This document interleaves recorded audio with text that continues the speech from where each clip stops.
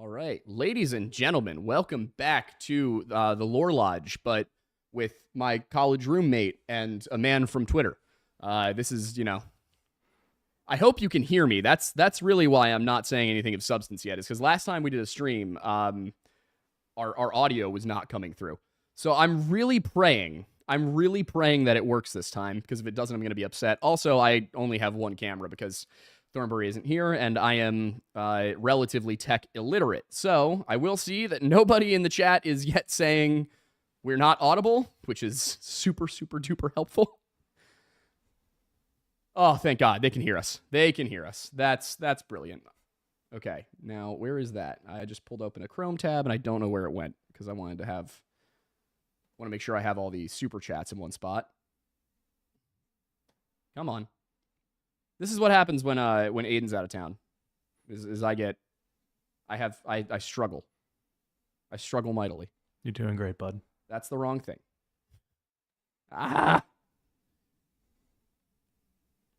Come on. I believe in you. I don't. I've lost track. Aiden's computer setup is so weird. I've totally lost track of all my tabs. Okay.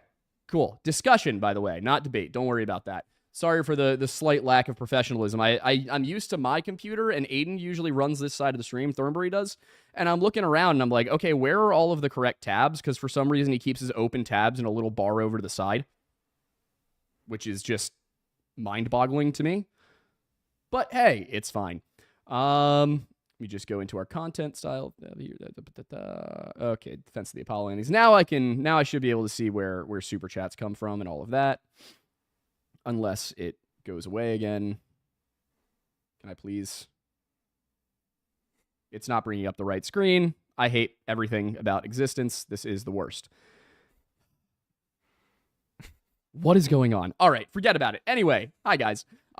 So we had planned for a while that we were going to spend this whole week talking about the moon landing. We were going to start with the doing a video on it ourselves, going through the whole story and all that. And then somebody reached out to us and said, hey, can you look into this Sebastian Rogers disappearance instead? And that seemed a little bit more important than just the moon landing. So hang on, who is calling me right now? This is not a good time to call me. Anyway, we decided that was a little bit more important to look into than the moon landing for our main content, but I still wanted to do something about it because yesterday was the 55th anniversary of the landing itself. And to talk about that, I figured the best person to bring on would be somebody who is interested in that field himself. And that's why I went and grabbed Joe. So, Joe, do you want to introduce yourself? Yeah, sure. So I'm Joe. I recently graduated from college studying aerospace engineering. I went to RPI, which is in Troy, New York, which I'm sure for a lot of listeners is a very familiar location. Mm-hmm. Yeah, I'm basically here because Aiden and I crossed paths. I'm working on a video right now about the moon landings, so I'm just kind of here to back him up from the engineering/science side of the topic. Hell yeah. Fix a few more things here. Also, just in case anybody is new or just so everybody knows, the way that we have started doing things is because we get so many questions often during the Q&A section that happens at 8 p.m. We are only going to answer things that come in before 7:45, unless there aren't that many of them. So get your questions in via Super Chat before 7:45 if possible. And again, the reason we do Super Chats is because that way they stay in the chat and we can go and find them easily. If you see a question but somebody can't super chat it, you can always ask everybody else, hey, can you guys please ask about this? Or can somebody super chat? And maybe, even if it's just $2, we'll get to it. So, oh, thank you. Yeah, you can just hand them to Alex. You can hand them to me. Oh, beautiful. And now my beverages are here. So I'm helping. Okay. So I think the place I want to start for this one is the politics and the situation of, the how and why we went to the moon. Because what I've noticed, and I don't know if you've noticed this, Joe, but when you talk to conspiracy theorists, one thing they very rarely consider is motive. Why would somebody fake something? Why would somebody do something? That doesn't seem to factor in to the way they're thinking about it. But the geopolitical situation in the 1960s and Kennedy saying, hey, yeah, we're going to the moon, I think are are important aspects of this situation, because people need to understand that what was going on in the 1960s, most of the people who watch this show were born, or at least were growing up after the Cold War ended. Most of us didn't experience that kind of fear, that kind of world.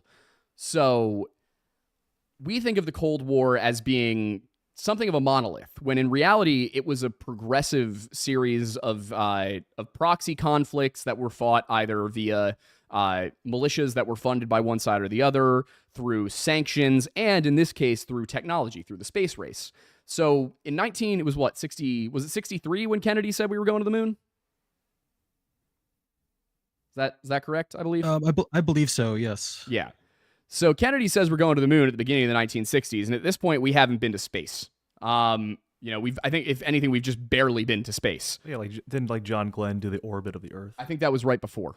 Yeah. So we go from, hey, we got our first man in orbit, to we're going to the moon in less than 10 years. That's a pretty ambitious move, and the Russians were trying to do the exact same thing. The Russians had beaten us on most aspects of the space race to this point. So this was kind of the way I look at it with the moon landing, and tell me if you agree with this, guys, is that the moon landing, that was kind of us going for the kill shot, to say, hey, we're losing on the firsts. Let's stop trying to be the first at something small and be the first at something major. If we can get to the moon first, they can't beat us. Then we win. That's the morale win, because that's what they needed. Also, of course, at this whole time, one of the other things they're studying is intercontinental ballistic missiles and how can these be used. Like the Saturn V rocket was not designed to send people to the moon necessarily. So talk into the mic. Oh, sorry, I'm new here. But so I would kind of push back and forth on that. I mean, from the geopolitical aspect of it, I mean, it's not so much the kill shot, I would say, but more so, I mean, the Cold War was just a series of tit for tat. Alex, do you want to quickly explain what you do for a job? What your education is? Oh, yeah, sure. I should ask that. Yeah, so I work in the Maryland State Senate. I went to Penn State with Aiden. I studied political science. I got a master's afterwards in counterterrorism and homeland security. On the side, I also work for a think tank called the Orion Policy Institute. If you guys want to check that out, sorry, shameless little plug. Oh, you're good. I hosted a webinar back in May about the ascension of Sweden and Finland into NATO and the impact that's going to have on the alliance, with one of our guests being a retired Air Force general who I think has 30 aircraft under his belt because he's a test pilot. Call signs Dragon. It's a pretty cool guy. Pretty cool. But yeah, so I mean, also I guess a bit more of my background on that too is that even though it's political science, counterterrorism, that sort of thing, there's definitely a more foreign policy, geopolitics tilt to it. But yeah, so I mean, also for those uninitiated, the concept of tit for tat is just kind of just upping the ante and escalating. And so in a way, yes, it could be the kill shot because there's that concept of achieving escalation dominance. Mm-hmm. But I'm pretty sure that policymakers in Washington at the time were also thinking, okay, if we reach this point, we have to expect a proportional, if not greater, response. Mm-hmm. I don't think it would have been feasible, at least in the 60s, for obviously a launch site or anything on the moon. No. But I mean, ICBMs were, obviously, very prominent, but I think the biggest threat or the most credible threat of the ICBMs were the submarine-based ones. Right. Because you could just park those off the coast of wherever and they could be at their target in 20 minutes after the order. Yeah, I saw a video about the USS Pennsylvania today, and apparently it's one of our foremost nuclear subs. Mm-hmm. And just the destructive 24 Titan nuclear missiles on one submarine. Mm-hmm. Well, then you also have to look at the concept of what's called the bus in a nuclear missile, which basically inside the bus is multiple warheads. Mm-hmm. So I think it's the Russian SS-27, I want to say.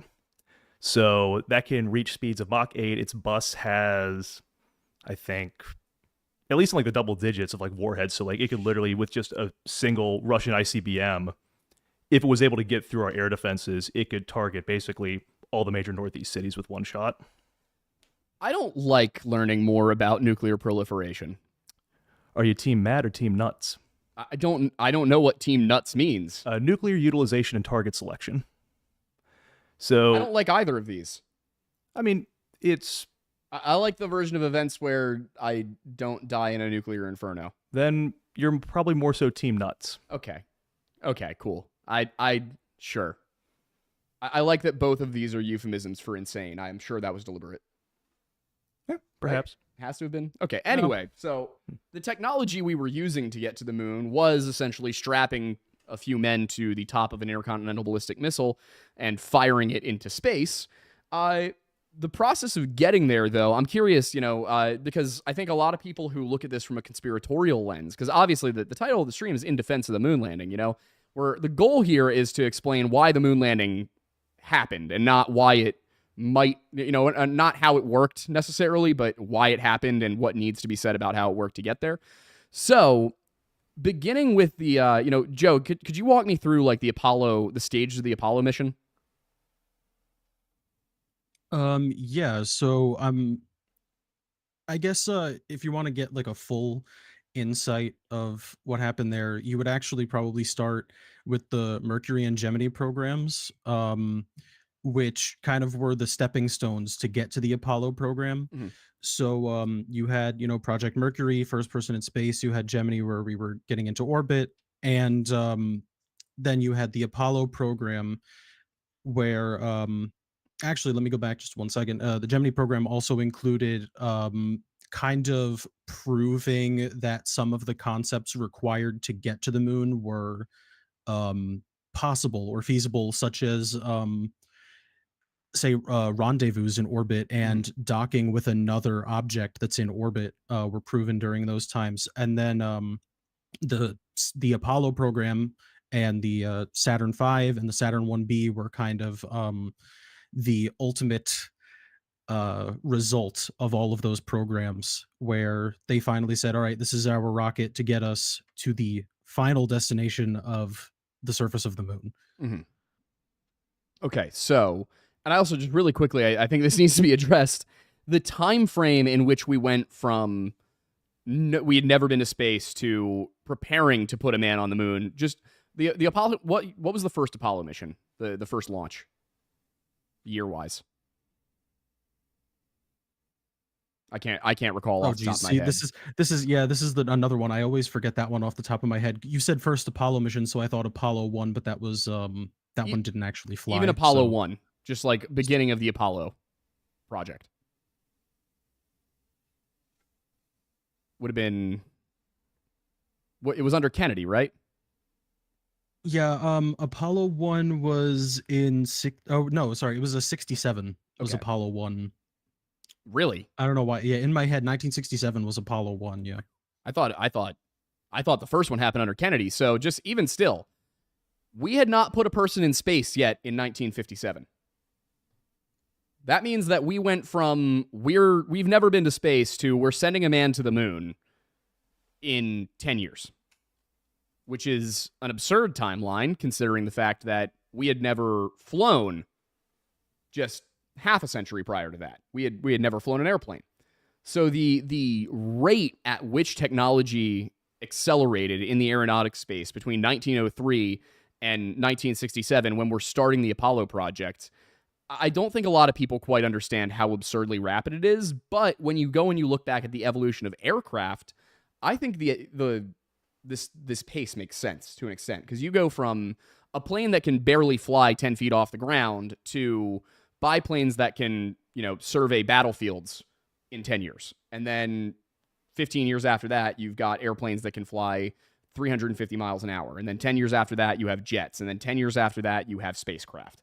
It's just the aeronautics, for some reason, probably because of its military usefulness, just accelerates so fast compared to everything else. If you look at the difference between cars 100 years ago and cars now, I think planes are a much bigger change, So as we get to the point of preparing to launch a moon mission, Mercury is about getting into space. I think Gemini was more about orbit, right? If I'm not mistaken on those. Yeah, that was more about orbit and like I mentioned before, stuff like rendezvous and docking and stuff with another object in orbit. Yeah, basically one was getting to space, the other was staying in space. Is I think the best way to put it. Apollo was about getting somewhere else, and again, I think one of the big things that gets focused on here that we're going to get to in a second is the technology at the time and the whole idea that we've lost the technology since then, which is just kind of ridiculous. But, or at least the way people interpret that, the way they understand what that term, what that comment meant is very funny to me. But as we're going through the Apollo missions, we are at what point are we launching? That was Apollo 2, right? Joe? I don't know why in my head I always get the different ones mixed up, but there were a couple of Apollo missions that didn't actually like happen really. Okay. So I think the first Apollo flight was like actual Apollo mission to fly. I don't know why I don't remember off the top of my head right now. It's all good. I would usually look it up to fact check myself live. I just don't have, multiple computers to do so with. So I guess, it's obviously the whole idea here was to get ourselves to a point where, we could get to the moon. And I think one thing that people focus on a lot is that after Apollo, I think it was 18 was the last one, right? 17. 17 was the last one. Also, I checked. It was Apollo 7. Sorry, Apollo that's 7 why was I the got launch? confused. Was the first crewed flight. Okay. In 1968. All right. I think 18 was the horror movie. 18 is the horror movie. Yeah. 18 was the horror movie. Yes. So 17 is the last one. Apollo 11 is the first landing. Why didn't we go back, Joe? There's a multitude of reasons we can talk about why we didn't go back. Really, at the time, it was just a huge cut in funding. People were uninterested. There were a lot of things going on, like the Vietnam War, and people were really just not that interested in going to the moon anymore after, like, the second time landing on the moon. If you know anything about, humans, they kind of just lost interest. Yeah. And like I said, the funding wasn't there. Even today, NASA is still cutting tons of science programs because they're still having trouble getting the funding that they need. They managed to get the funding for like the shuttle program, which completely took over, and it was really just more for development in low Earth orbit, building like the International Space Station and stuff. But yeah, there were a lot of reasons that we could go over piece by piece. I could talk about the different reasons like all day, but those are kind of the main ones. Yeah. I'm sure 13 also had a cooling effect on all of it. With, yeah, with the definitely. disaster. So, I mean, what I wanted to do is kind of get people to understand how complicated all of this was, and that it wasn't a simple process of strapping a guy to a rocket and sending him up into space and having him stand on something. Each one of these missions carried not just the risk of multiple lives, but also cost a lot of money, and they had to justify to Congress what this was going to achieve. If you can't stay on the moon for more than, I don't know, how do you recall how long it was that they could be out there? I think the longest was Apollo 17, where they were on the surface for like a couple days total. But beyond that, that's about it. Which, I mean, after that point, what are you going to do? Unless you can build a moon base. Yeah, and that's the thing, right? Where there were supposed to be more Apollo missions that were cut entirely. If I'm not mistaken, 17 wasn't even supposed to happen. Like they kind of just were prepared for it. They did it.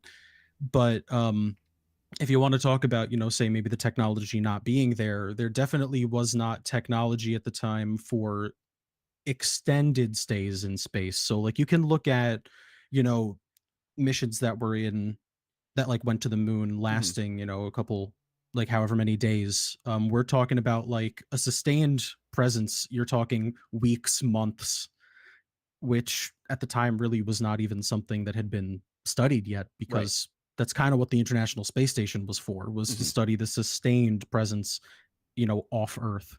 And if I'm not mistaken, then there also was the aspect of, in order to have a manned moon mission be up there that long, they also would have to time it so that basically they'd have to time it so that you could get home.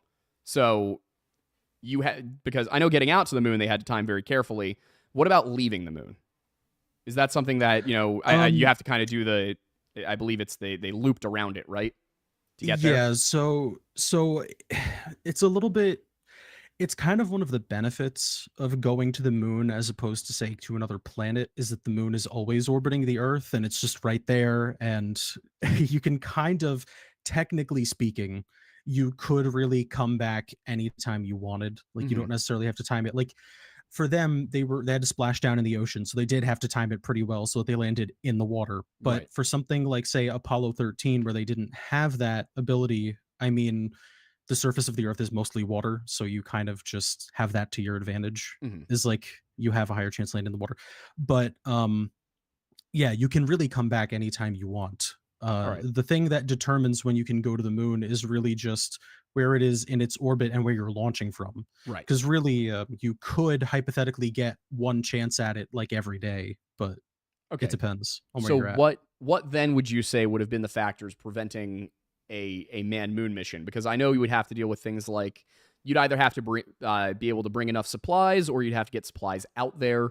Obviously, what there was the aspect of oxygen. Today I believe the ISS uses rebreathing technology, right? Yeah, so they did have that even for the Apollo missions. Okay. They had kind of like the rebreathers and stuff like that so that they could extend the amount of time that they were there. But So would in food terms of maybe have been the issue? yeah, and I would say honestly though, in total there definitely was still a limit in terms of like the amount of breathable air that they had with them, the amount of food that they had with them. It was just the longer you stay, the more of that you need. And one of the most important things in sending something to orbit, sending something especially like to the moon, is Hmm. mass reduction. You need to reduce the amount of mass as much as possible because that's really your limiting factor of how much stuff you can get to a certain place in orbit. Right. Yeah, so I mean, I think these are all things that I think logistically are important to consider when understanding why the moon missions were limited in the ways that they were. You weren't sending somebody to an unexplored island. It was a lot more complicated than that. And the technology to do it was very specific to the era. That's the other thing. And as we kind of transition towards the conspiracy side, that's what I want to focus on is one of the most commonly cited conspiracy claims that I see is based on this one interview with, I'm not even sure what his position was at NASA, but this one interview with a guy who said that we no longer have the technology to go. He didn't say, I don't think he said we no longer have the technology to go to the moon. I think he said we no longer possess the technology they used to go to the moon, correct? Joe? Yeah, I know exactly who you're talking about. This was Don Pettit, who was an astronaut, actually. Mm-hmm. And he said something along the lines of how that technology has been like destroyed, which is why a lot of people um, kind of latch onto that, right? Because they'll say, like, oh, this was such important technology. How could you destroy it, right? And Mm-hmm. in my opinion, it was very poor way to word what he meant. Mm-hmm. Because what he was referring to were actually the methods used to build something like the Saturn V. Like at that time, we didn't have the automation that we have now. Mm-hmm. So everything was like done by hand, and you needed like really extremely specifically skilled people to work on each component of this rocket. And so now you're not just, designing a rocket from scratch, building it and launching it to the moon.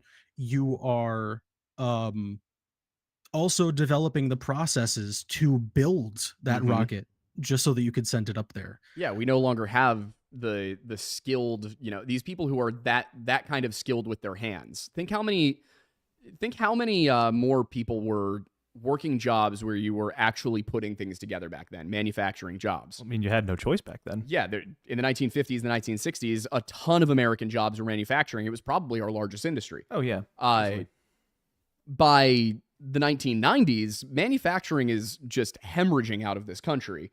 And I mean, we by can't compete with Japanese steel at that time and things like that. by the last 10 years, the last 2 decades, really, there hasn't been a ton of American manufacturing. And what that means is that we have a lot of engineers who might be able to design a rocket, but we lack the people who are there to build it.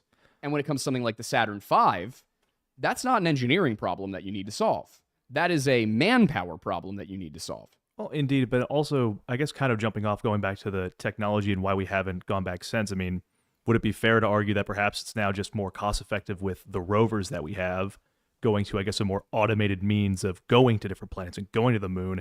So instead of risking the lives of a person, which I mean, I think, gosh, was it? I want to say it was a documentary where they said during like the space shuttle program, at least, it cost like about $1 billion per person to send up. Yeah. Whereas a drone, who knows? And if you lose it, you're out of a drone. Yeah, I mean, we're at what point with space now, right? When it comes to the moon, is what's the next step for the moon? The only I feel like we need to set up a lab on the moon in order to get any more valuable data from it, right?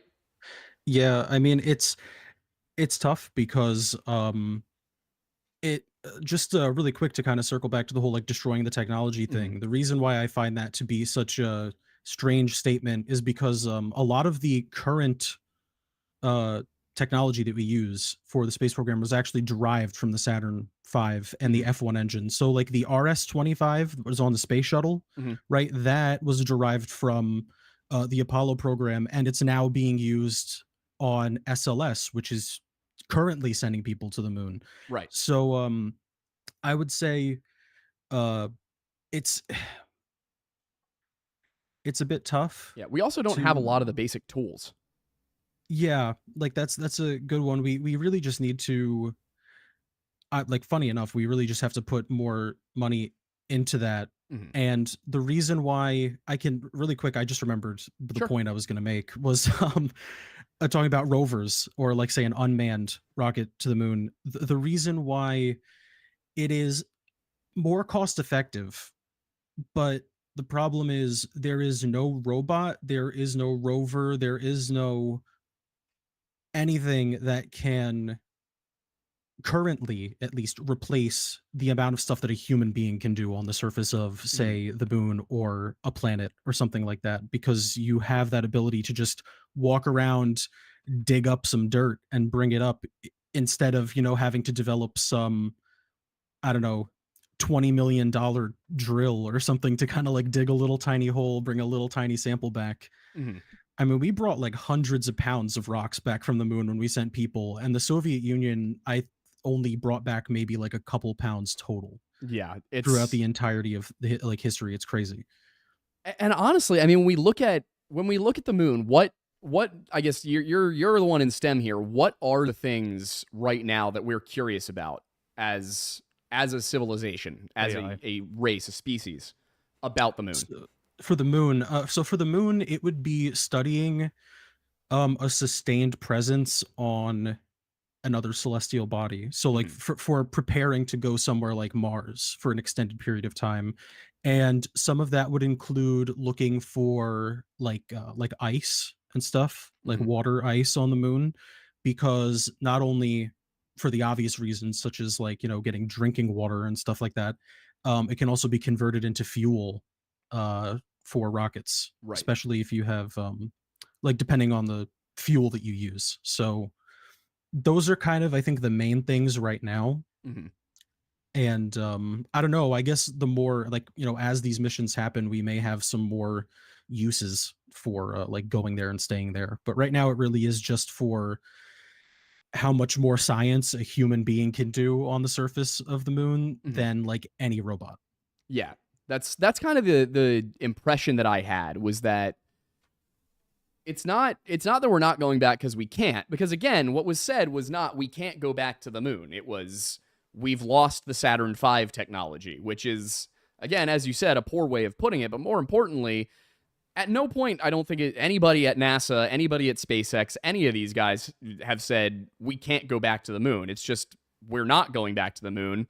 And I think you have all these people who go, okay, well, if we can, then prove it. Go do it again. And it's like, okay, but we need a better reason than a few people on Twitter think we didn't do it in the first place, We need to have a legitimate research reason. And that's why I wanted to ask that question, is what would the research reasons be? Because what that answer reveals is, well, it's not about just getting back there and collecting some dust. If we're going to spend the money, if we're going to risk the lives to get back to the moon, it needs to be for something we haven't done yet. It needs to be for something greater. And the question then is, okay, how do we do those things? how do we build a moon base? How do we make sure that that's actually going to function? How do we protect it? Because obviously it's not going to be something simple. If you have a tear in the lining, everybody dies. So it's not just getting back to the moon. It's constructing everything else that's going to be necessary for a manned moon mission. Because otherwise there's no point in going. You know, if you're going to send somebody to the moon to study can somebody live on the moon for an extended period of time, then it's not about building the vessel that gets you there. That's going to be the easiest part for aeronautics engineers now. They already know that we can do it. It's just about figuring out a more efficient way to get it done than we did, 55 years ago. But that means that they need to be looking at, all right, how do we build a working biosphere? Which is something I believe they've been studying for a few decades now out in the deserts in Arizona, right? They've got some of these biome pod things that they've got up there. And they're trying to see, all right, how do we make sure everything can grow? How do we make sure it's got airlocks? How do we do this in space? We have to study how is the lack of gravity going to affect plant growth? How is the lack of, an Earth atmosphere going to work? How do we recreate an Earth atmosphere, or do we find a way to use fewer gases? And how do we get it there? So there's so many more questions involved here than just,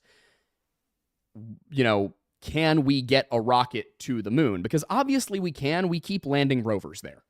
We've done it. Russia's done it. China's done it. India claims they did it. Did they actually? I don't know. I actually have to double check that. Yeah, at least for rovers. Yeah, and then you also forgot, not only do they have to send the rovers, they also have to send the rover that can repair the rover when it gets damaged, and then the rover that repairs that rover to repair the other rover. Yeah, India, I don't know how much faith I have in India's space program at the moment. And China keeps having rockets fall down to Earth. Like, I mean, I had to say...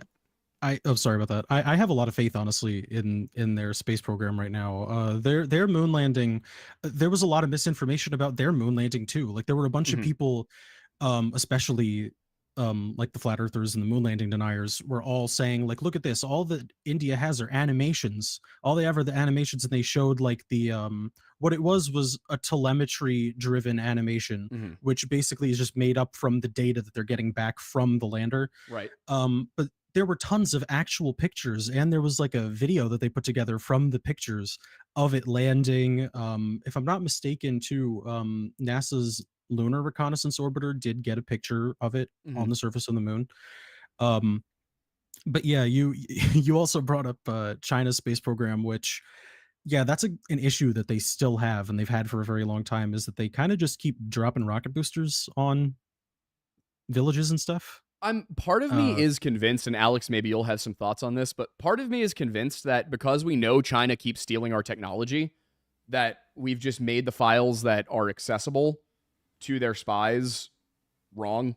I mean, that could be, I guess, what you consider like a counterintelligence aspect of it, though. I mean, the theft of intellectual property is more so from like private business ventures, because they make that as like part of their deal, where basically the Chinese government, or like that champion business, will say their fifth generation fighter was based off of stolen plans for the F-22, wasn't it?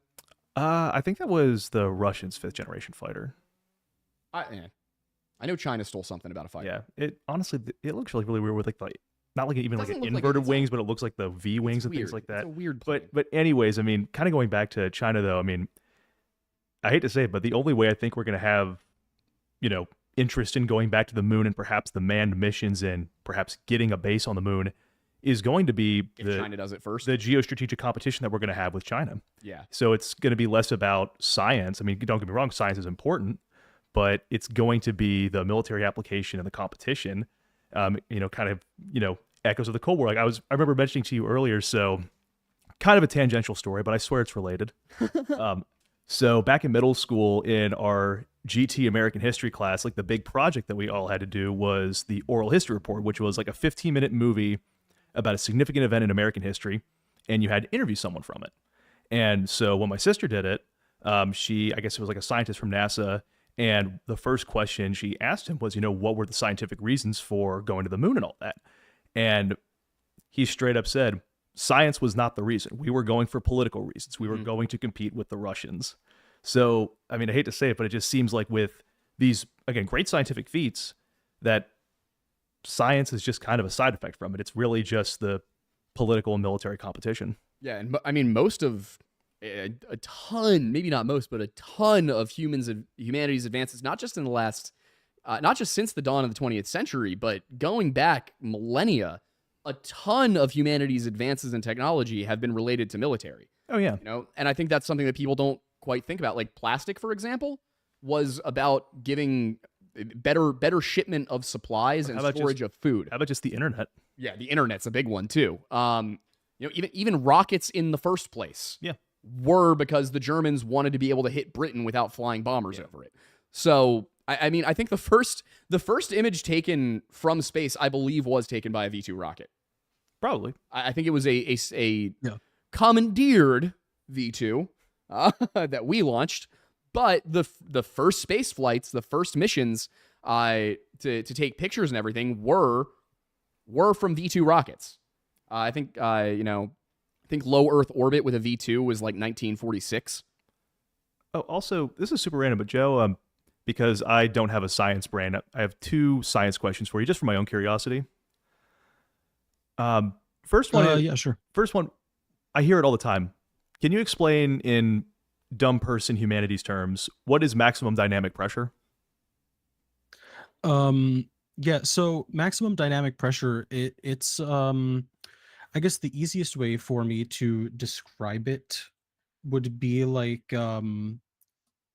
okay, so it's a little bit complicated, but basically it's what it sounds like. It's the most pressure or dynamic pressure, so like, the rocket's moving, stuff like that, that you're going to have on the rocket at a given time, right? Because the atmosphere, well, the rocket is speeding up, right? Sorry, I'm a little all over the place, but the rocket is speeding up, so you're going to have more drag on the rocket building up because it's going so fast, right? You have like more air moving past it, but it's also going very high up and the air is getting thinner. So somewhere in the middle, there's going to be a point where it's at the highest pressure that's acting on the rocket. Okay. It's kind of like a balance between the amount of air that it's moving through and the speed that it's going. And then after a certain point, the atmosphere is, decreasing. So you're going to have less like aerodynamic like forces on the rocket. No, that makes total sense. And then I guess the second one, and I guess it kind of goes back to eventually going to different planets and things like that. I remember in an astronomy class that I took, I forgot what planet it was, but it was a moon called Europa, and they said that was like the best chance Jupiter, of. Right? Is it Jupiter? It was like a moon called Europa, and I guess someone said that was like our best chance of like sustaining human life on there. Yeah, I think it's because it has liquid water, right? Or it's at least got frozen water. Yeah, it is one of Jupiter's moons, yes. And I'll be completely honest with you, I'm not super well versed, say, in terms of like the planets and moons. Yeah. So I don't know. Yeah, I just know the song from elementary school. What it is. I am curious though. Have you seen the show The Expanse? No, I haven't. I've heard of it. You'd probably like I haven't it a gotten lot. to see it yet. It's all about accuracy in space. I mean, obviously they take some liberties, but the space battles and stuff are not what you see in like Star Trek, Star Wars, all that. They actually, I believe it was written by actual astrophysicists. That also kind of reminds me of another funny tangential thing. So back in the day when I interned for the Cato Institute in their Defense and Foreign Policy department, one of the things that I had to do was analyze a Department of Defense budget for like fiscal year 2022. And so they had the Space Force on there, and they literally have in their budget space cruisers. Oh, that's amazing. That's amazing. And I want to, if we ever go into World War III, I want to work for the Space Force's PR department. I feel like that would be the best job. What could possibly go wrong? Nothing. I am a PR nightmare. And here's the best part too about that. So you know how like I guess every branch has their title. Like, if you're in the Air Force, you're an airman. The Navy, you're a sailor. Marine Corps, you're a Marine. In the Space Force, you're a guardian. Yeah, I like that. Oh, Space Force is cool. But yeah, so let's move away a little bit from reality and go into cuckoo land. Woo. So I guess Joe, what's the one you most frequently run into regarding why we didn't land on the moon? Because I've seen quite a few. All right. So this is one that I always like to go over is the mention of the Van Allen belts, right? Which are belts of radiation around the Mhm. Earth. And the biggest thing that I always see is, to be fair, like for just moon landing deniers, I completely understand this. Mhm. For people who are, say, like flat earthers, stuff like that, it is a very ironic example for them to bring up Okay. because, first of all, I mean, the Van Allen belts are, like I said, they're belts of radiation around the Earth. If I'm not mistaken, it is alpha and beta radiation, Mhm. so you're not worried about, say, like X-rays, anything like that. But they say that the radiation is like super deadly. It would kill somebody. You cannot go through it. Mhm. Now, the important thing to remember again is like the types of radiation I mentioned before. um that type of radiation can actually be reflected away without any type of like super thick, say, like they'll say you need like, however many feet of lead or something like that shielding.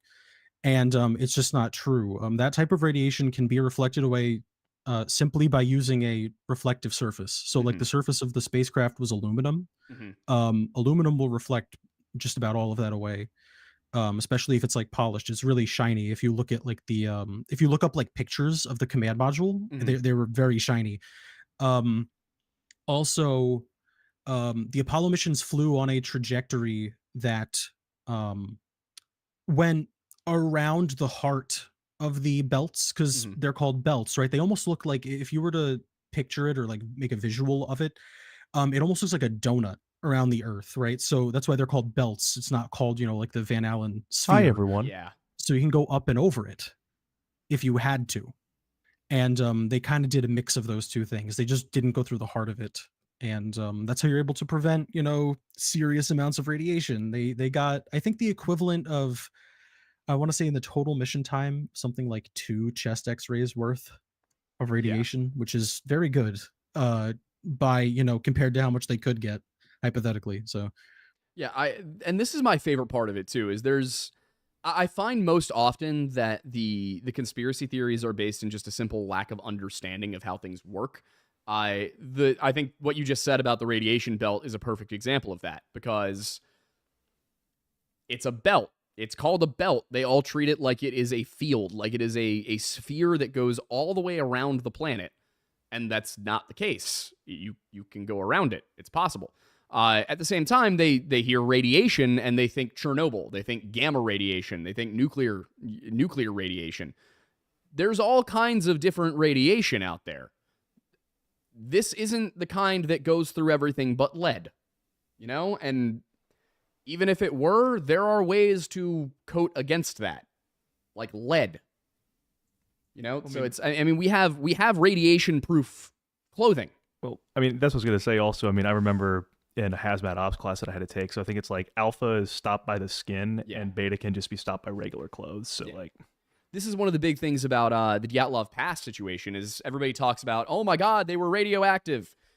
Not gamma. I think it was alpha and beta particles, which, first of all, would not be dangerous at the levels that they came in at all. And second of all, not the kind of radiation that you typically associate with weapons testing and things like that. If they had been covered in gamma radiation, then there's a question to ask about nuclear bombs. It's not gamma. So we're not dealing with the kind of radiation that just slices through matter. We're dealing with a much different kind that is only going to be dangerous if you're not shielded against it at all. And these people, these astronauts have been every single time.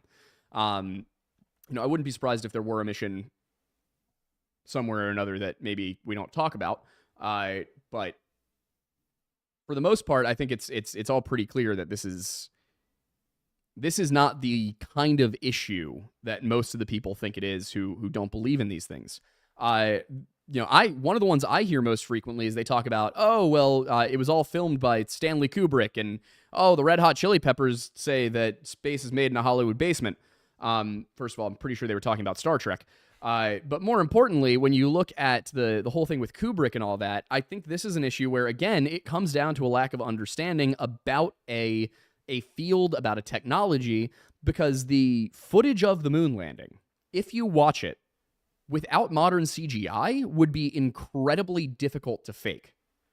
And there's a bunch of reasons for that, but I think the biggest one that I've seen over and over again is that the arcs of the sand, of the dust as they're moving around, the way that the dust moves is only possible in an environment without an atmosphere.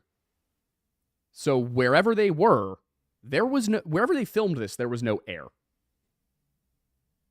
And faking that is going to be difficult. Faking a perfect vacuum big enough to film that, especially because the camera's clearly right next to these guys. Like the camera is wherever they are, which means that not only would the astronauts, quote unquote, if we're talking about a conspiracy theory here, not only would the astronauts need to be in suits, pressurized suits with oxygen being fed to them, they would also need to have all of the camera crew. Anybody in there working a microphone, the whole room, everybody in there would have had to have been in a spacesuit, essentially, or at the very least in a suit with oxygen plugged into it. This is not 2024. This isn't 2019. I mean, Kubrick was great. Kubrick was not capable of doing that. Oh, yeah. And if we look at other movies about space that came out at the same time, I mean, keep in mind, 2001: A Space Odyssey, I believe, was 1968.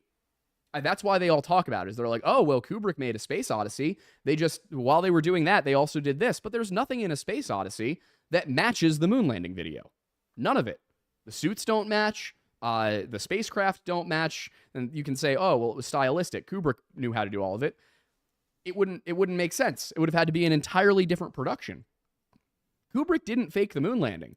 And one of the things they use as evidence is a video from, I think, like the 90s that they claim is Stanley Kubrick admitting he faked it. And it's from a movie about Stanley Kubrick and the guy that says it's an actor. It's not Kubrick giving an interview. And, I think this is kind of the meat of what I wanted to get to with this conversation, Joe, is I think the big issue with the moon landing, I think the issue with Flat Earth is stupidity. I think the moon landing is ignorance, I think that the communication that needs to happen with people to get them to understand why it did happen, because while I didn't do the in-depth kind of research I typically do for one of our videos for this topic, I did a lot of research when we were doing our Flat Earth videos, and I also went back and I looked through and I was like, all right, what are the arguments here? And I was willing to believe. I am not a man who trusts the government. I am not a science person. I was willing to believe that I had been lied to and we did not go to the moon. And the thing is, every shred of every argument for it that I came across fell apart upon moderate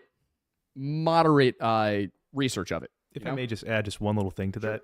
So I'm glad that you put on the I don't trust the government aspect of it. Well, hang on.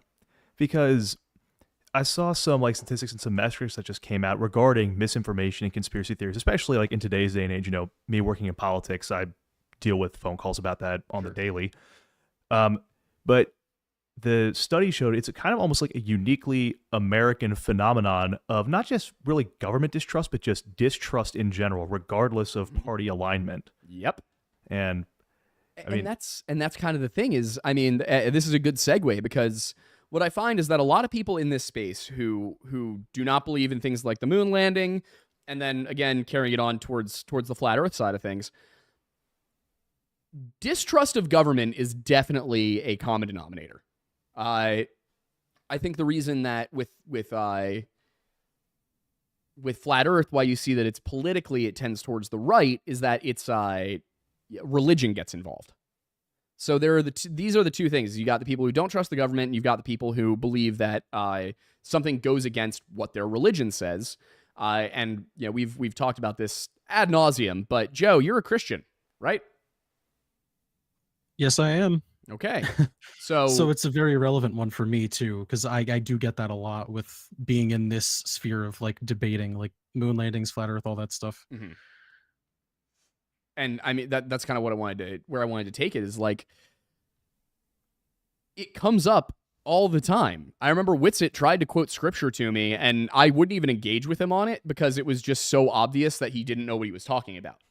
I had already addressed everything he said in our first video on Flat Earth, And he's still bringing it up. I'm like, no, I'm not doing this with you right now. Like, I'm not going to live interpret the Bible and try to explain why the version you've had time to prepare your bad interpretation of is wrong. I will take time and I will do that, but I'm not going to sit here and say, all right, well, let me try and figure out exactly what that verse means in the context you've presented it. Do you remember the flat Earth exhibit that we saw at the Hub? Yeah. Do we have that picture anywhere? Don't think so. I wish we still did. We were like posted up, and the guy was like, "Yeah, the Earth's flat." Oh, it was great. It was rough, man. I think that's where our friendship really truly started. That was tough to watch. I'm trying to get us over to. I found there it is. I found it. The stream thing. Finally. You just found it. It does say the bit rate is low for some reason, and it really shouldn't be. So I'm gonna run a speed test really quick while we're okay, or just open up ad block. Sure, why not? Speed test. Want to make sure our internet is running. It is. I don't understand why it's that slow, but it is running. Oh, there we go. That's gone. Okay. Anyway, I did find the. I wanted to find the super chats. There we go. Found it. Because we are getting to that time of the night. But I really quickly did want to talk about the religious aspect. Because I, as a Christian, was never taught that the earth is flat. From a religious standpoint. Not by Baptists, not by Methodists, not by non-denominational, not by Catholic, not by Orthodox. I have never met somebody in a position of authority or an educator in the church who has argued the earth is flat. Never met somebody in person.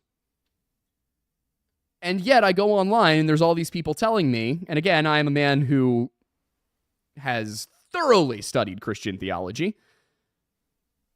I have the pieces of paper to prove it. I know we don't like degrees in the conspiracy theorist field because we believe that everything is just controlled and handed to you. But the paper or the deodorant? What? The paper or the deodorant? Anyway, I think the important thing is that a lot of these people are Christians who maybe read the Bible, but more importantly, they grew up in some more fundamentalist communities for the most part, from what I find. And they're not theologians. They're not scholars. They have not done the hard work. They've read a verse of the Bible out of context and assumed that the meaning must conform to their worldview. And then when you sit there and you try to explain it to them, it doesn't get through to them. And I think what bugs me about that is not necessarily explaining it, because I don't think that there's a way to explain to somebody who is that focused on a concept, that entrenched about it, that they're wrong. What I want to do, and I'm sure you, Joe, as well, being a Christian in science, is, how do we get past that? How do we stop these people from making a mockery of the religion? Because that's the way I feel about it, is that to deny that we've gone to the moon because you think the Bible says there's a glass dome over top of us makes all of us look bad, So I guess I'm curious, as a Christian, what struggles are you finding in the STEM field with dealing with our own community? Honestly, if I'm completely honest with you, I actually find no issue within, say, like, people I work with, people I went to school with, anything like that. I almost only see the issues of, like, oh, you, like, claim to be a Christian or whatever, with, like, the conspiracy theorists and stuff. Like, I very seriously, like, in terms of, like, professionally, it never really comes up. But I guess if you want me to talk from, like, the conspiracy side, Yeah. is I basically And wait, really quickly, I want to point that out. You just said that professionally your faith never comes up. Yeah. Nobody ever pretty much never. Other scientists, other people in the community aren't treating you like you're different, like you're stupid for being a Christian. No, like, if Exactly. it does come up, I mean, there was even, like, at my college, there was like a Christian association. It was like a club for students. Like, nobody cared. People, like, if you were in the club or whatever, like, if you mentioned it, nobody would be like, oh, you're in that club, like, how dumb, you're supposed to be a scientist or whatever. Like, nobody cared. They Right. thought it was fine.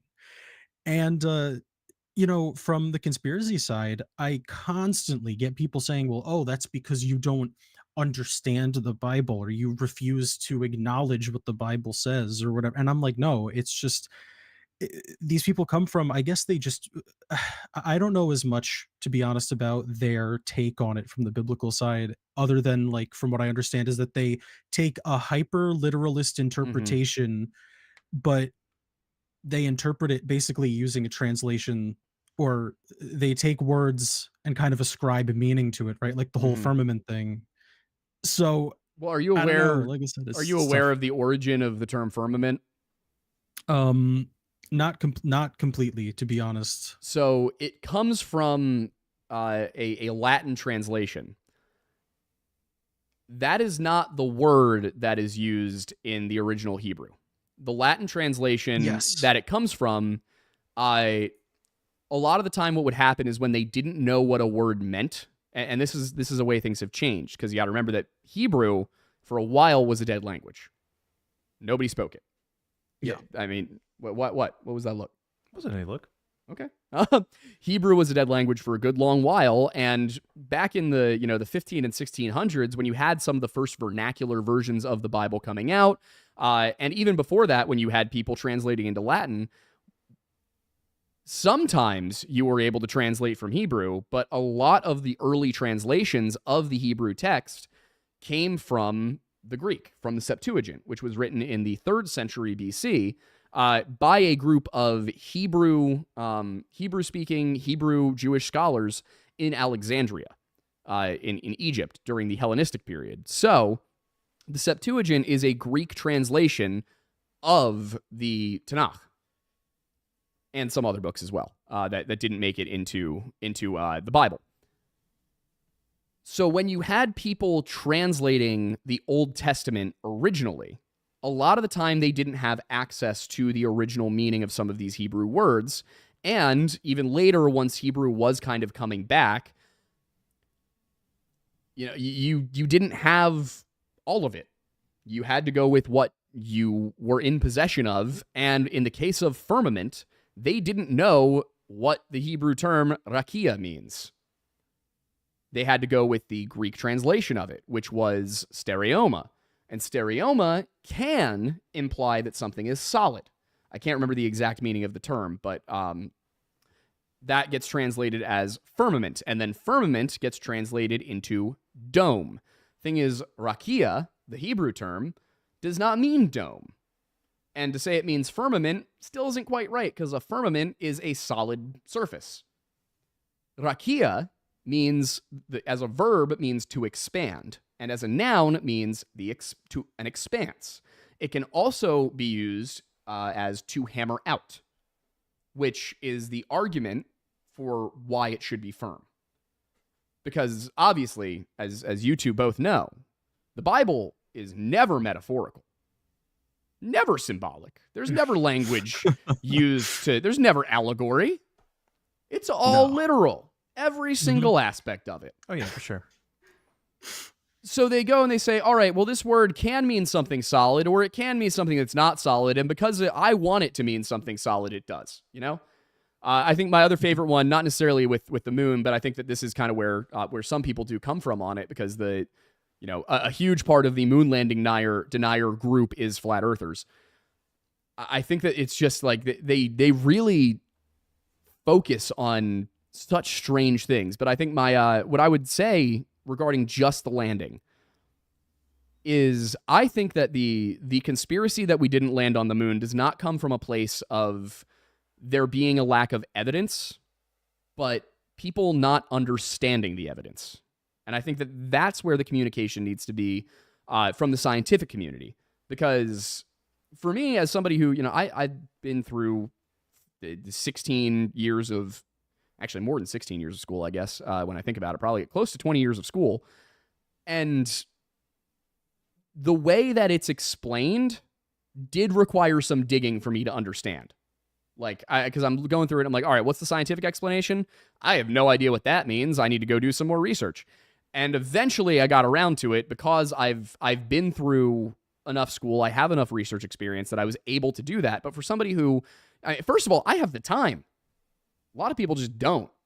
So I think, maybe that's where the effort needs to be. And with SpaceX handling most of the heavy lifting with rockets now, I mean, Joe, I'm curious how you feel about this. What do you think about NASA transitioning to a more educational role?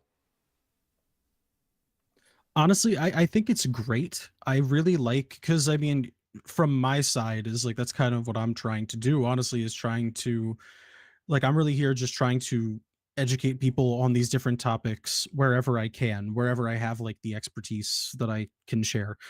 And I actually think like if um if we can put more towards say like the private side of space exploration like SpaceX and Blue Origin and companies like Rocket Lab Mhm. and Relativity Space, like all these big private companies now, it means that NASA can put more into both their like science and also their outreach.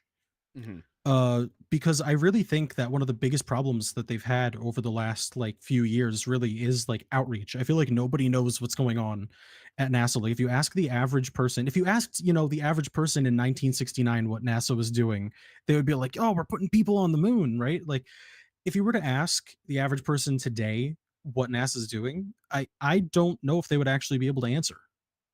And the answer is putting people on the moon. Like that's what they're doing right now, right? The Artemis program has already started and they've already had their first flight. And I feel like a lot of people don't even know that. Like they don't even know that SLS has flown once, that Mhm. they sent the spacecraft around the moon. Like it's kind of incredible. I think outreach is going to be really important Yeah. in the coming years. Do you think if we were to do it again, uh, at least for the non flat Earth people, do you think that the people who deny the 1969 one, do you think that they would still deny the 1969 one if we were to get up there again, or do you think that they would accept that that one was also probably real for the ones who accept a modern one? Hmm.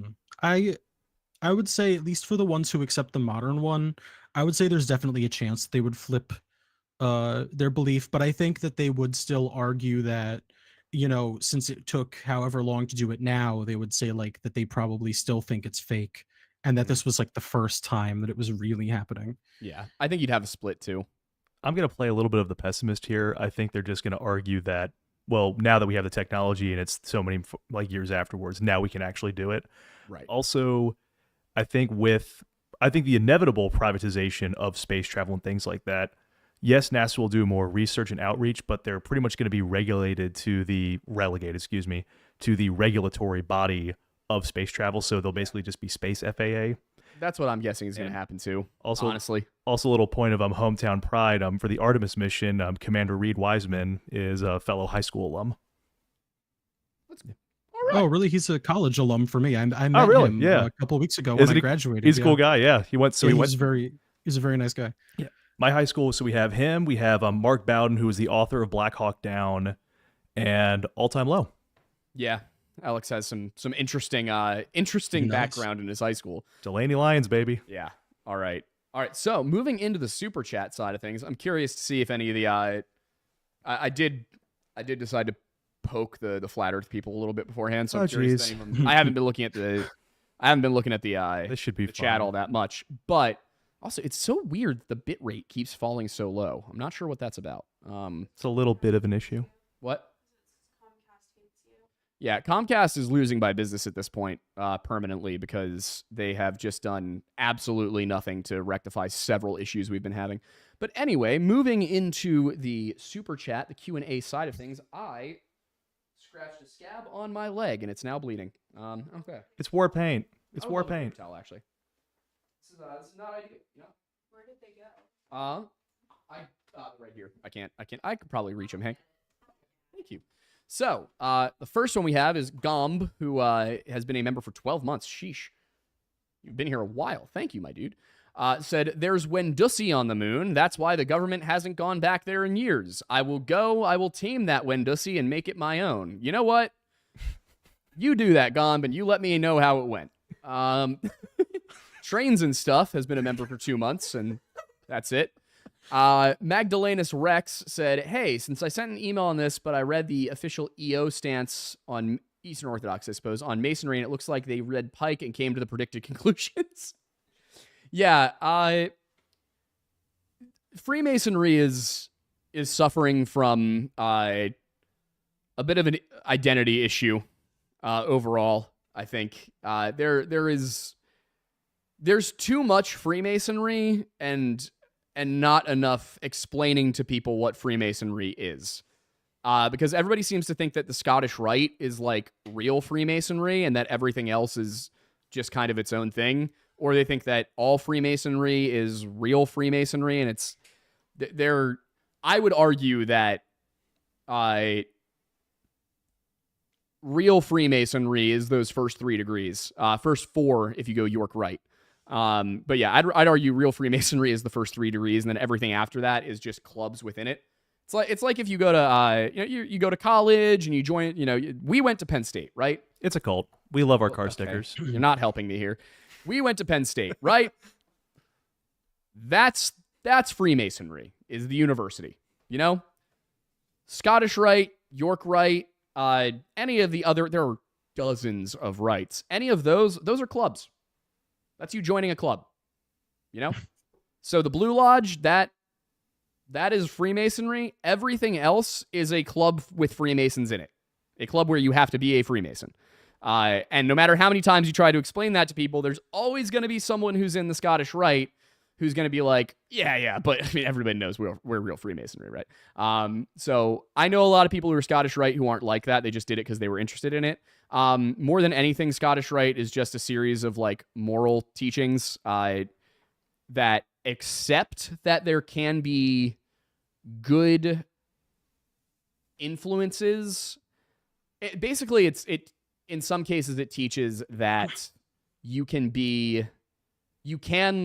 I'm trying to think of the right way to put this because I'm trying to translate the terminology into something more colloquial. The idea is basically that there can be good lessons in non-Christian religions. Is basically it. That's the stuff that people get all pissed about too. They're without fail every single time it is just them not understanding what the actual substance of what Pike was saying is, and then applying their misunderstanding to the rest of Freemasonry as a whole. So it's unfortunate, but Trains and Stuff for 20 said the moon is not real. At birth, there is a chip implanted into our brain by the U.S. government that projects the moon into the night sky, but it also is faulty, and that's why we can see the moon during the day. I like that one.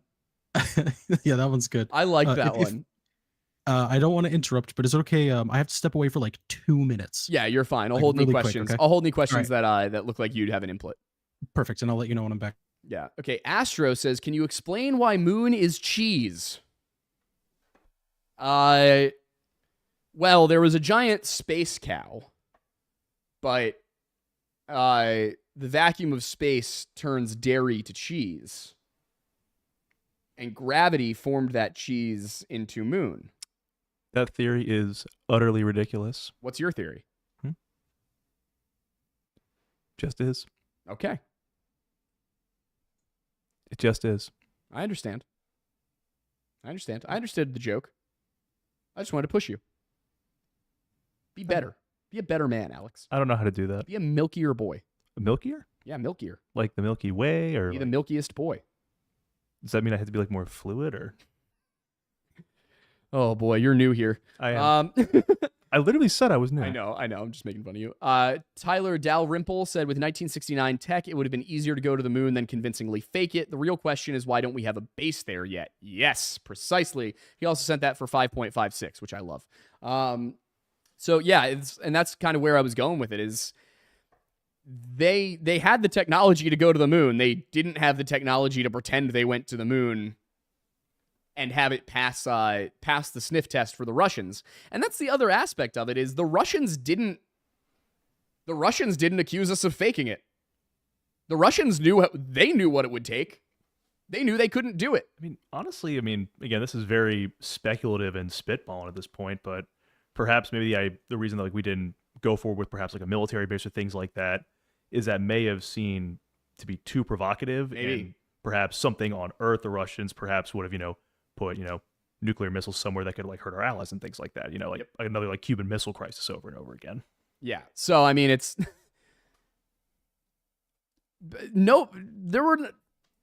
our greatest enemies as a nation didn't accuse us of faking that. So Also, and if anybody could have proved we did, it would have been them. Because the thing is, if we had faked it and the Russians were like, no, we can get up there too, and they did, they could just go and be like, see, there's no flag here. Would have been easy. They haven't done it. or also, Sorry, You're I good. just got back. Just so you know, I heard what you were saying at the end there, and really quick, I actually just wanted to say, I actually agree that the Soviet Union is the perfect example of,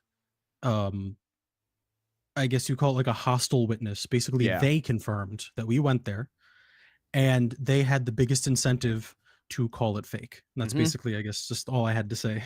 And that was the question I remember asking in one of our Flat Earth videos was, I think I asked it directly to Austin Whitsitt too, and he could not give me an answer because of course he couldn't. Where I was like, all right, well, why should I believe that the Russians also lied about this? You know? The Russians had every reason to say we were lying. Mhm. It would have benefited them. Today, China has every reason to say that we were lying. I mean, that's my question. Why doesn't China, with one of their rovers or with a satellite or something, get up there and go, see, there's no flag. There's no debris. There is nothing from where they landed the landers. Like, do you want the pessimistic answer to that? what? Yeah, What's the pessimistic answer? Slowly and more progressively, China sees the United States as a nation on the decline. So their whole mantra is, why do we even care about them and like give them attention? That's fair. Well, they actually did the opposite. They have landers and orbiters, and they themselves confirmed that the landing sites are there. So yeah, like in like public press statements, they confirmed that they photographed the landing sites. I don't think they ever released the photos because China's very secretive about their space program. But right. but they publicly said that they confirmed that the landing sites are there. So yeah, I mean, it's so frustrating. Kellen, the official data says, did someone say submarines? And it's 20 SLBMs. Okay, thank you. Miss Mori said other countries have taken pictures of the Apollo 11 landing modules on the moon. India in 2021, Japan in 2008. China said yes in 2010, but hasn't released pics. See? The Castman 777 said Aiden likes mad nuts. All right, I'll give you that one. That's a good dig. Totally Not JMO for 557 said, when no one hears a word you say, the milk has always known. Drown woes in it and leave them to the wayside. You are not invisible to the milk. I'm very confused. It's just something you got to understand about our channel. Okay. I don't remember how this happened. I don't know, but you guys are really weirdly into milk. I do like milk. Yeah. Then why didn't you finish your chocolate milk the other day? Nothing great much It to didn't taste. It tasted like Yoo-hoo, not like chocolate milk. I was offended. He was lying. He was lying. It tasted like Yoo-hoo. Sean Goen says, we did not go back because the moon is haunted. The buff told us this. Moon's haunted. Gom said, milk chain. When dussy milk, lesbian when dussy milk. I will never be taken seriously. Ryan Whitcup said, been a while since I was free to catch a live stream. Missed my boys. Also, your episode is contender for favorite unsubscribe episode. Thank you. I'm glad you guys liked it. I've heard some good things about that one. I'm hoping that we'll be able to go back relatively soon. They were a lot of fun, and we are hoping that we get that Pepperbox Killdozer documentary planned and good to go, because way too much fun. Agamemnon's Gym Bag for 556 says, I always figured we were just willing to take more risk back then than we are now. You know what? I think that's a good point too. Like, I feel like everything has to be justified so much more now, in order for it to get approved. Alec Bayless says, happy anniversary, Aiden. To the other Aiden, it is his 2-year anniversary with his girlfriend, Kat. That is why he's not here tonight. Wyatt Williams says, Artemis 2 2025 mission. Joe, is that something you know about? Yeah, that's that's going to be, I guess, currently scheduled for September of 2025. That's the one that came up before with astronaut Reed Wiseman. He's the commander of Artemis 2. This is going to be the first mission to leave low Earth orbit since Apollo 17 in 1972. Sheesh. And what are they going to do? It will just be a lunar flyby, as far as I'm aware. So they're going to kind of just go up there. I don't know if they're going to orbit the moon, like actually go into lunar orbit, or if it's just going to be kind of like a free return. They're kind of just going to go up, come back down. That I would have to look into. I actually don't remember off the top of my head. Okay, so yeah, it looks like they're going around the moon. Yeah. All right. And it says that this is the aim is to establish a long-term presence at the moon. So I mean, I am curious. What do you think if we get there, if we establish a base on the moon? Do you think flat Earth dies? Honestly, I think that a lot of the flat earthers are way too far gone to ever come back from it. I think that we could have entire cities on the surface of the moon and they would be like, what? Nah, that's not real. Yeah. But I think that I'm really excited for the extended stay around the moon, though. I don't know if you knew this, but they're actually working on a space station called Gateway that will Okay. be orbiting the moon. All right. So that's like going to be a permanent space station around the moon. So that'll be That'll be really interesting.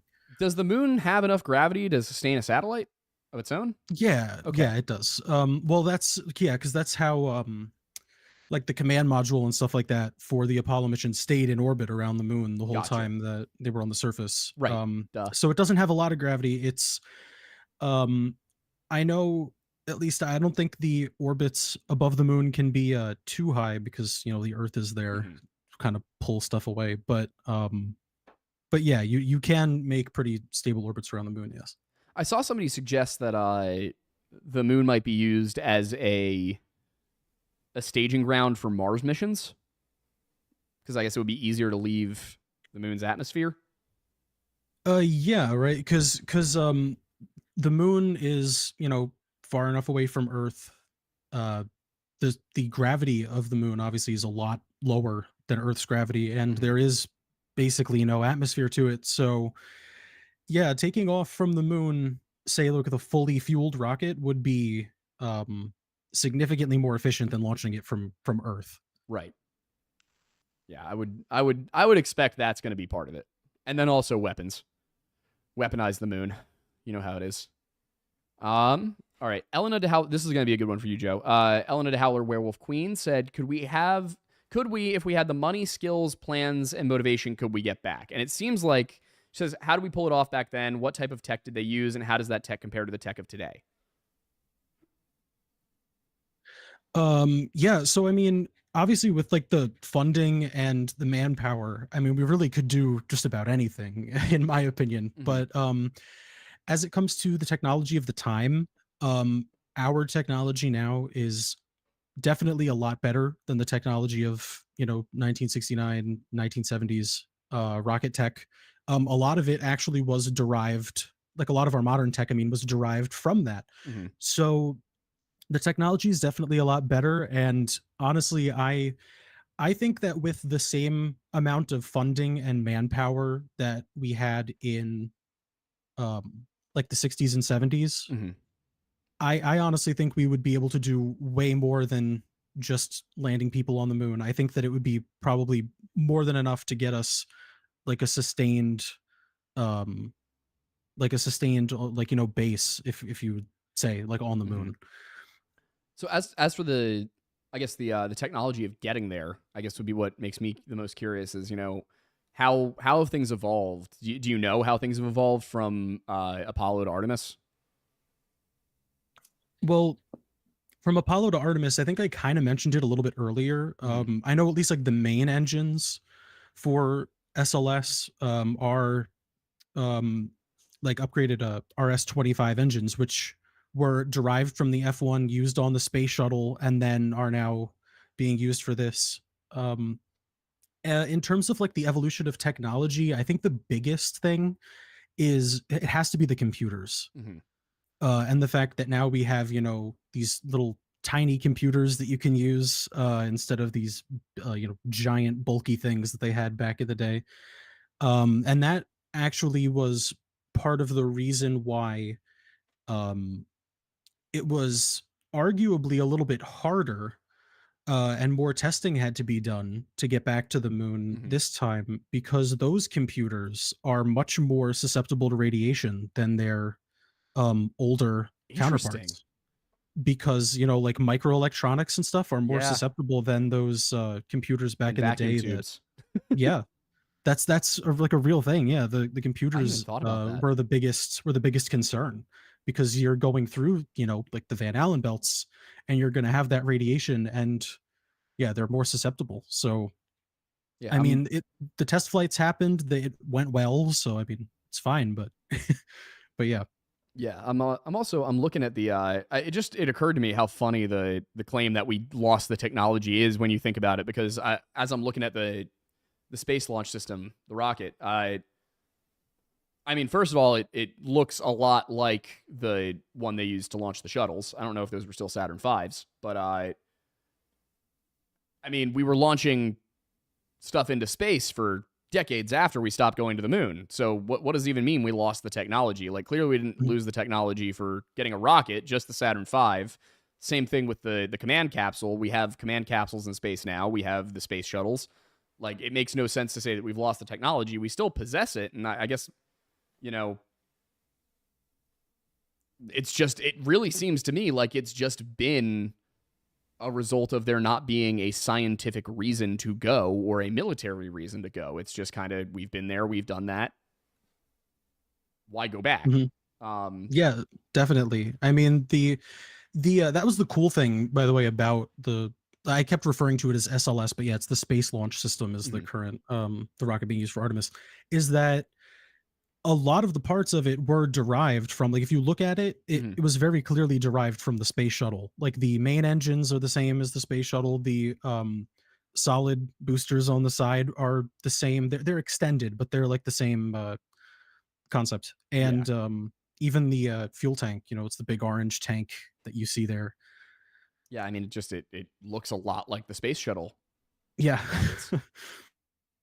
I can't believe that part didn't occur to me at any point. All right. What else do we have here? We have the Foxo Gaming says clearly the government is trying to hide the moon cheese. You know what, that one sounds reasonable to me. Totally Not JMO says, would you go on the Mystery of Everything? Is that the History of Everything's other podcast? Because yeah, I know Steven and Gabby. I'd absolutely go on if they wanted me.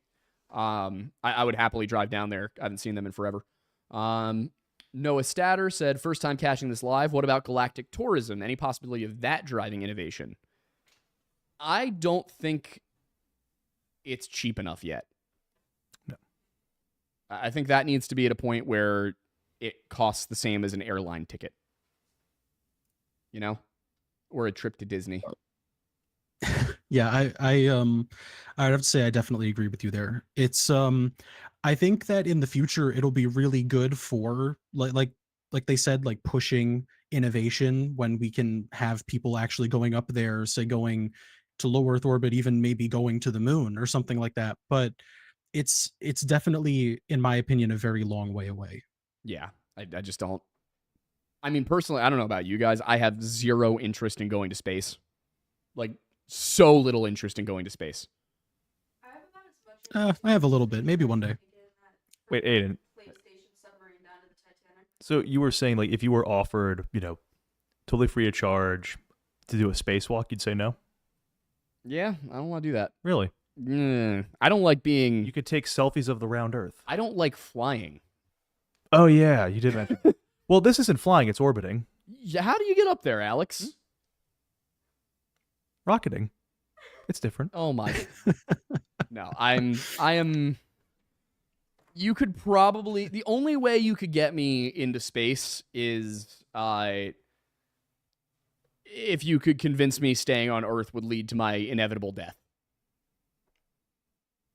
I mean, maybe if you paid me like a ton of money and assured me it was totally safe, but it would have to be one of those two things. I would need to be paid handsomely, like life-changing money to consider it.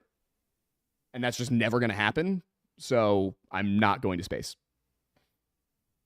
Like, Fair enough. if everybody else wants to, that's on them. That's, you guys can go look at the Earth from a little higher up. Okay. Elena DeHowler Werewolf Queen said, also, the super chats I sent during Friday's video premiere, I'll have to go take a look at them because I was only present for part of that. I was still working on the video where we were supposed to shoot that day that we're shooting tomorrow. Kill me.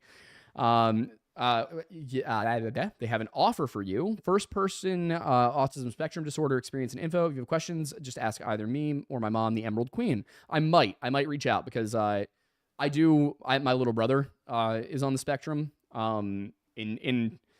In my opinion, a similar way to Sebastian, based on what I've seen and what I've read about Sebastian. He seems like he's around where my brother is. Every kid with autism is different.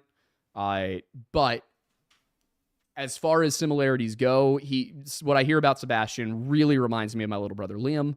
And that's the case is hit hard in a lot of ways. I don't see a ton of myself in Sebastian necessarily, but I'm familiar with growing up in a split home and with having being a teenager and that experience and having a stepdad who it didn't go nearly as far as Chris Proudfoot did, but it was definitely at times stern and strict. And I remember feeling like there were times when I felt like I was stifled, and I look back on it now as an adult. I'm like, oh, okay, he was actually just doing what was definitely best for me at the time.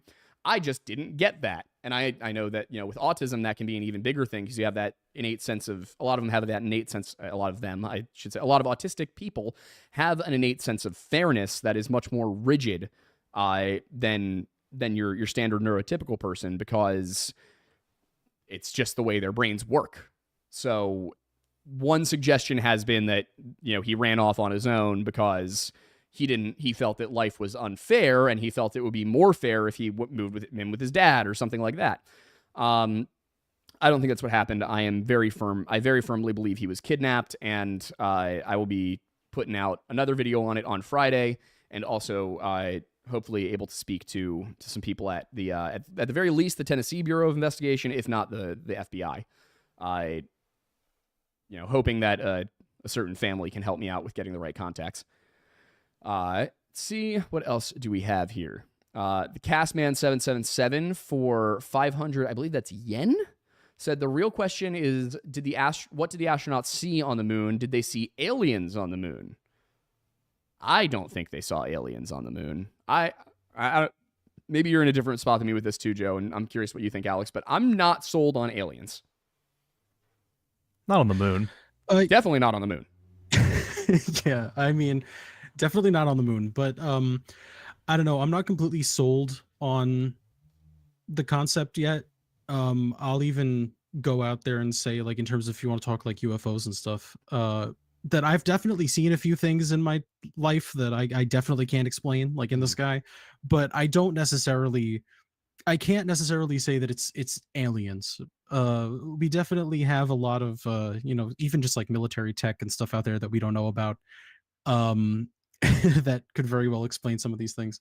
But in terms of like out there in space, I would say there's definitely a chance. I mean, maybe if not within our solar system, I would say definitely with the number of stars you see out there in the night sky there, I feel like there's got to be something.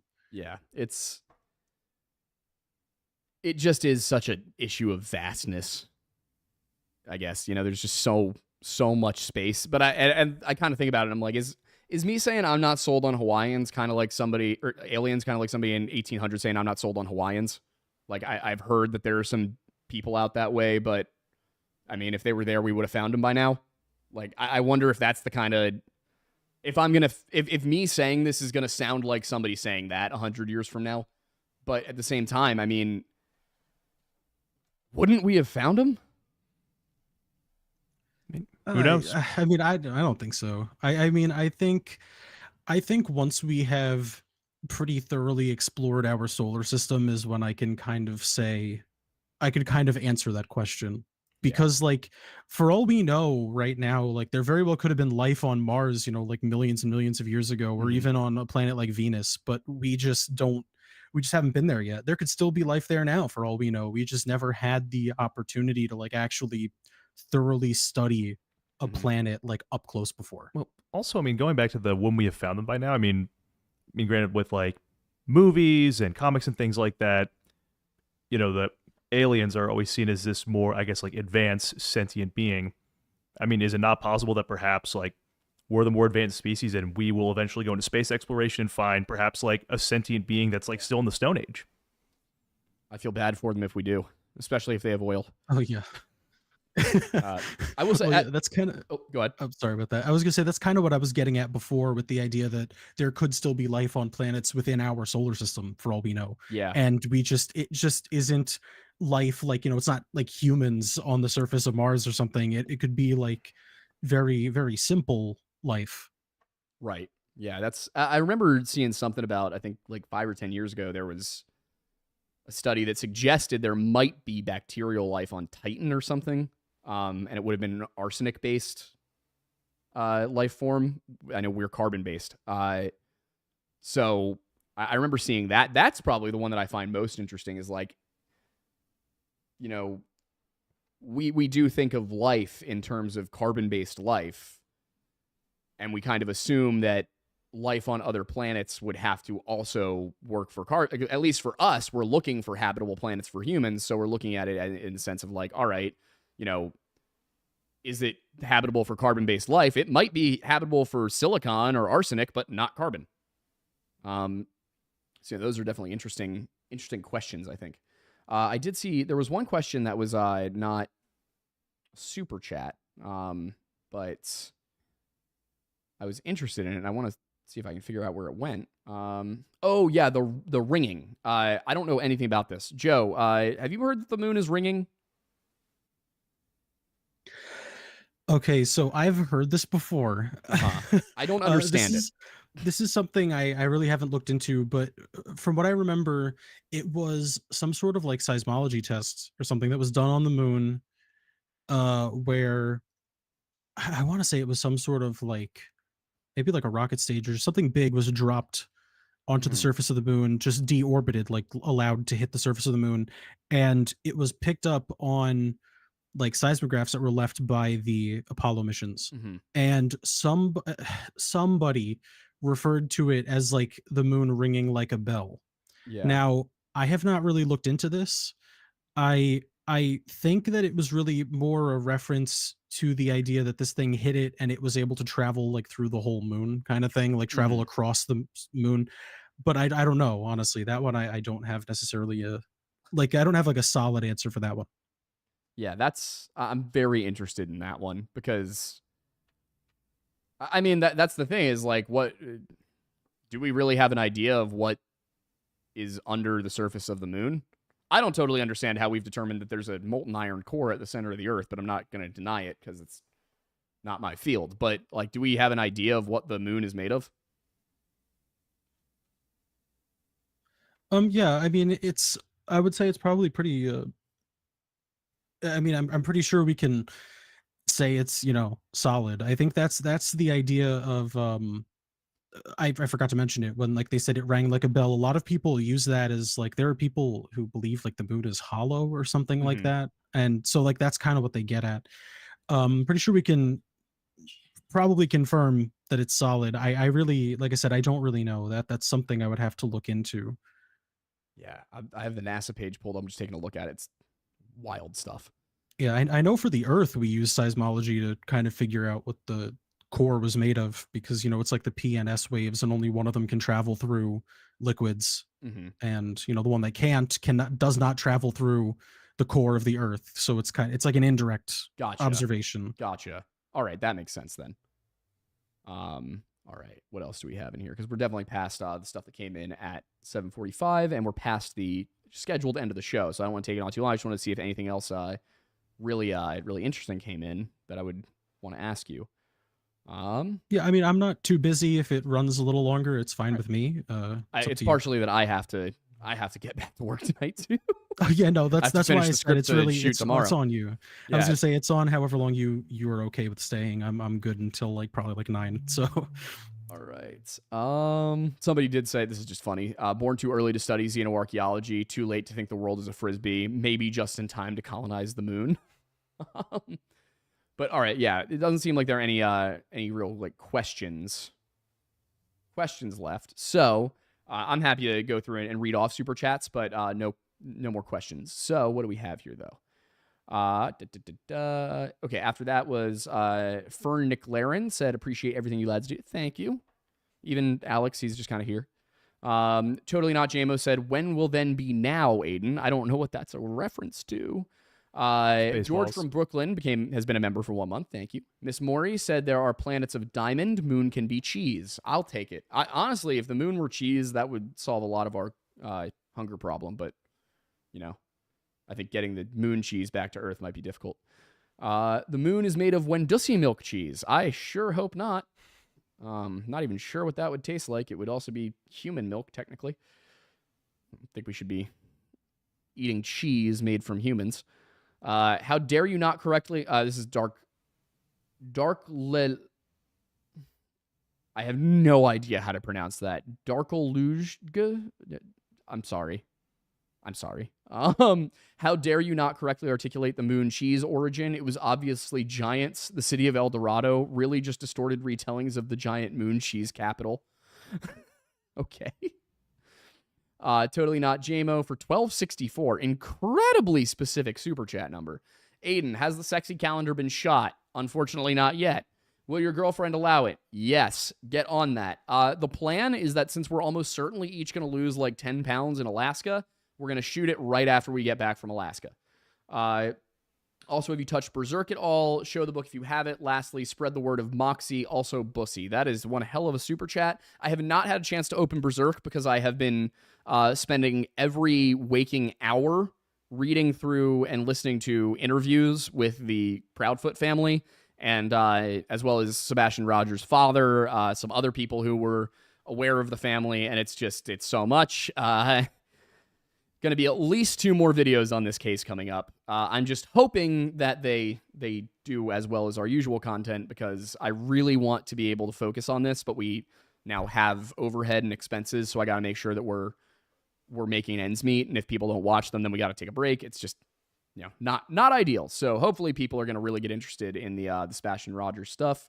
Even if they don't, I'm going to keep hammering at it, but it just might take, we might have to do a missing 4-on-1 in between, which is not ideal. But hopefully I will be done in 3, and we can get the information that we think is relevant out to the proper authorities, and then release the 3rd part, or maybe the 4th part. But there are some things I've come across that, just to be very clear with everybody, I can't share yet, because I'm concerned that if I do, if I'm correct, then something bad will happen to Sebastian. Assuming he's still alive, which I have reason to believe he is. So, saying what I can say. And you guys, if you can get Moxie near you, it is a tasty beverage. I don't know necessarily how to describe it. It was kind of like a sarsaparilla. It's a root beer of sorts, I believe, or a birch beer of sorts. It's that kind of beer. Yeah. We have birch beer here in Pennsylvania. See, Miss Maury said extraterrestrial life, I believe, but as old as the universe is, they could be long gone and we'll find their ruins. I think we'll find microbes. I could see that, yeah. That's the other thing is, Earth is supposed to be, 3.9 billion years old? Something like that? You're asking the wrong guy. The universe is supposed to be 14.5 billion years old? That's a solid over 10 billion years where there could have been other things going on and we weren't here yet. Especially towards the center of the universe. Charlie, for Canadian $20, said, humans are a blip in Earth's history. The chances of another civilization capable of communicating in space travel are literally 0. I assume you mean within our existence, in which case, yeah, I think that's a good point too, is, only in the last 50 years have we even had the capability to communicate with anything in space or even get to space. I don't know how much I buy UFO sightings. Some of them are intriguing. A lot of them I'm like, this seems like it could be a experimental aircraft. Most of the Skinwalker Ranch stuff is that latter category. Spleens for 556 said, think about how many rocky planets are within just a 2,000 light year bubble for modern humans. If they don't know about us, they will soon. That's right, we're coming. And Elena DeHowler Werewolf Queen for 10 said, support for Friday's case. Thank you. And yes, if I will say, if these videos aren't doing super great, one way that y'all can help us to hit our view quotas that we need to operate, if you just go back and rewatch old videos. If there was one you really liked that maybe you haven't looked at in a while, throw it on. If you just want to throw something on in the background so that it plays, go ahead and do the Donner Party video. It's 2.5 hours long. One complete view of the Donner Party video gets us the same revenue as like viewing 5 of our normal videos because it's so long. Also, if you haven't seen it, it's just good. It's like that is my proudest work. It also took the longest recording session we've ever had. But yes, Barrel Racer 12, let's bring Sebastian home. Right there with you. And for anybody who's curious, I'm not planning to go on any true crime channels to talk about it. I'm not planning to do any sort of the drama surrounding it. I've watched a lot of interviews. I think some people did a decent job. I think some people really just do not have any right to be in this space after what I saw. I'm not going to go into details. There are a few people I will point out by name. They are people whose interviews I used. I'm not going to comment necessarily on how I feel that they did. So if you do watch that next video, don't take any citing of a source to necessarily be an endorsement of that person's quality, but also don't assume that me not praising them means I don't like what they did. So I just want to keep it as drama free as possible because the focus really should be finding Sebastian, and if he has passed, finding out what happened to him, because I absolutely do not believe that kid walked out of that house on his own. And having gone through so much of the information, I also absolutely do not believe that he I can't say much more. But there's something very, very messed up going on here, and I'm hoping to get to the bottom of it soon. There were a couple more things here. Sean Goen said, have you seen this is one you might be able to hit, Joe, have you seen where there's evidence of nuclear activity on Mars? Interesting. I actually I haven't heard about that yet. Right. Like I said, I'm more in like the engineering side, not so much in like the astronomy or astrophysics. So like that one probably it doesn't hit like really for me. But honestly, I'm really interested in that. I'm gonna have to look into that. Yeah. I'm gonna have to look for like a paper or something. Going by Google's AI, which again is iffy sometimes, but it says the Martian atmosphere has a high concentration of 129 xenon, and the surface has higher levels of uranium and thorium than Earth and its own rocks. The xenon isotope mass spectrum also matches that of open-air nuclear testing on Earth. The pattern of thorium and radioactive potassium gamma radiation suggests the explosions were centered in the northern plains in the Mare Acidalium and Utopia Planum. And the surface is covered with a thin layer of radioactive debris that's enriched in certain elements compared to its subsurface rocks. Interesting. Very interesting. Yeah. Very, very interesting. I'm going to have to look into that when we're done. Yeah. All right. And then finally, White Trash Panda 422 said, space big, therefore aliens is like saying YouTube source code extensive, therefore many YouTubes. That's a fair point. I can see where you're coming from on that. I'm curious. I'm interested to see where things go. When it comes to aliens, I'm very much a show me the proof and I'll believe it kind of person. I have no stake in the game either way. But all right, yeah. So that brings us to the end of the Q&A session. And what I would say now is if anybody wants to find you, Joe, where should they go? And what can you give them? You could find a lot of me, interacting with, say, like moon landing deniers, flat earthers, stuff like that on Twitter or X, whatever we call it now. Mm-hmm. You can find me. It's the Starman 923, or here on YouTube. I'm hoping to kind of ramp up my output of videos. I'm working on the Apollo one now, which is why I'm here. And that would be, I believe, Starman Games is the @ for that on here. It was originally supposed to be like a gaming channel, but so All good. It was what, Starman 923? Yeah, or right. it's I think the Starman923 The on Starman Twitter 923. and Starman Games on YouTube. The Starman923. I'm just gonna add that to the description really quick. Oh, thank you. X.com. Actually, yeah, I'll give that a more robust one when I get home. And then for YouTube, it was It's Starman Games, all one. That's like the @ I guess for the YouTube channel.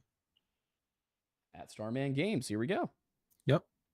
All right, on YouTube. Yeah, and I really appreciate the invite too. This was fun. I love discussing this with people. So having the opportunity to kind of just like hop on, answer some questions, and kind of interact with some people who are also interested is always fun for me. Yeah, I'm very glad you were able to come on because again, with being solo-ish on this one would have been hard. It would have been more than I can handle on my own. But yeah, so thank you so much for being on. I'm paying attention. I'm just multitasking. Where'd our camera go? We lost our camera. Womp womp. That's new. Maybe it ran out of battery? It shouldn't have. Is the blue light on the side of the battery on? Weird. Maybe it didn't route through the proper thing. Maybe I didn't turn something on that I should have. I don't know. Anyway, it lasted us most of the stream, so all is good. For those of you watching, thank you very much. And I will see those of you who watch the live streams on my channel on, what were you thinking, Wednesday night, Amanda? Because we were going to go out for dinner on Tuesday. All right, so I will see you guys Wednesday night instead of Tuesday for the Halo stream, then Thursday for the reaction, and Friday for our if content warning is working, we'll play content warning, but we were having trouble extracting the disc this time. So if not that, then probably Helldivers. All right. Alex, do you want to shout anything out? You don't really have social media or do much in this space. Yeah, no. I exited from social media a while ago. Yeah. All right. Well, if you see Alex in Annapolis, you've seen Alex in Annapolis. All right. Thank you very much, everybody. And I will see you on the next one. Bye, guys.